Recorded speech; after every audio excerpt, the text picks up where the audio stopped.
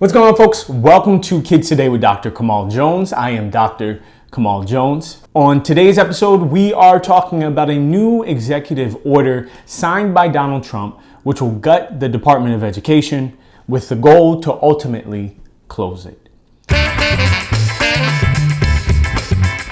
Donald Trump signed an executive order directing the Secretary of Education to, quote, facilitate the closure of the department. While congressional action is required for full closure, this order looks to drastically reduce the functions of the Department of Education while the administration is simultaneously pushing Congress for final closure. Now, before we dig into this more, let's take a step back and talk about what this Department of Education actually does. Okay, so in broad strokes, the DOE does a few things.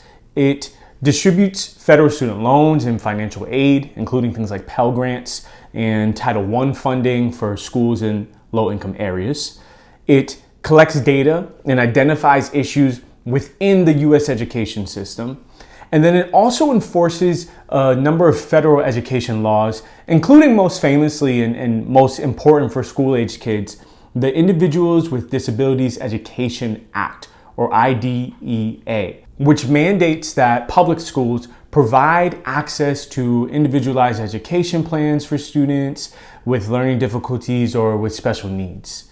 And so it plays a really important role for students all across the country. I'll say, as a pediatrician, many of my patients, basically every day, I'm talking to patients who have IEPs in place, and it is a direct result of IDEA. And so this is an important law that impacts millions of kids throughout the country.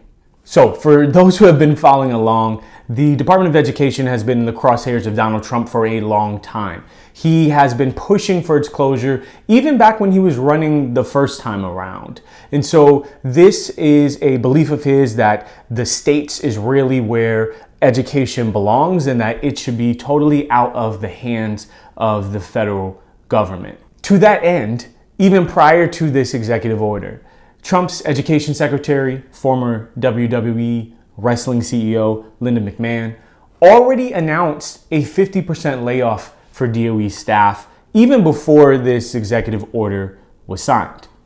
This order now just provides the framework to take this even further, essentially stripping away everything legally possible out of the department so that even if the Department of Education is still there in name, it will essentially be a vestigial organ with minimal to little function. Now, the wording of this executive order is intentionally vague.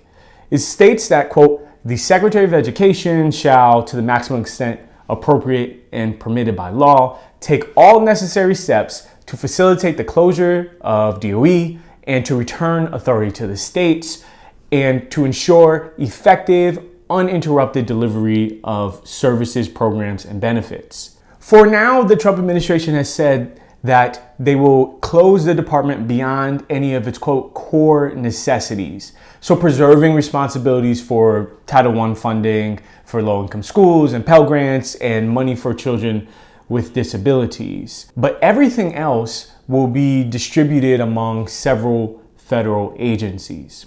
What has been challenging is the vagueness of the order has meant that there has been a lot of confusion already. Take, for example, student loans. The administration initially stated that these would stay in the Department of Education. But on Friday, Trump said that management of student loans would be relocated to the Office of Small Business Administration, which, by the way, is the same Small Business Administration office that has announced that it will be slashing its staffing by 43%. I don't know who is supposed to be handling the student loans, but they don't seem like they are going to be ready to be accepting additional work as they cut down on their staffing. Trump also has now said that the Department of Health and Human Services will take on special needs and nutrition efforts from the DOE. But again, it's unclear. Does this also extend to include enforcement of the IDEA, right? Because this is particularly concerning because our children who have learning challenges, who have a variety of disabilities, they will be hurt quickly by a lapse in enforcement. And unfortunately, it has been very clear that the proper management of the IDEA has not been a priority for Education Secretary McMahon, who didn't even know what IDEA stood for during a recent interview with Fox News. Congress appropriates the money that is going through Title I to IDEA programs. What's that stand for? Do you know what? I'm not sure I can tell you exactly what it stands for. So the idea that you are in charge of the education of this nation and you aren't intimately familiar with one of the core enforcement functions of your department, a function that impacts millions of our most vulnerable children, tells us a lot about how much our kids are being prioritized by this administration. So overall, while I wouldn't expect an instantaneous impact on students across the country as a result of this executive order, the big concern is what this will mean in the months and years ahead as education becomes increasingly piecemeal across the nation without a strong federal backbone to step up for the needs of our most vulnerable students. So much is still unfolding, so we'll keep watching closely and keep you up to date as new information becomes clear. In the meantime, make sure you are subscribed if you are not already so that we can make sure that you are the first to know as we learn more. Okay, my friends, that is your show today. Please make sure to like the video if you haven't already and definitely leave a comment. We would love to hear your thoughts on this topic. And until next time, this is Kids Today.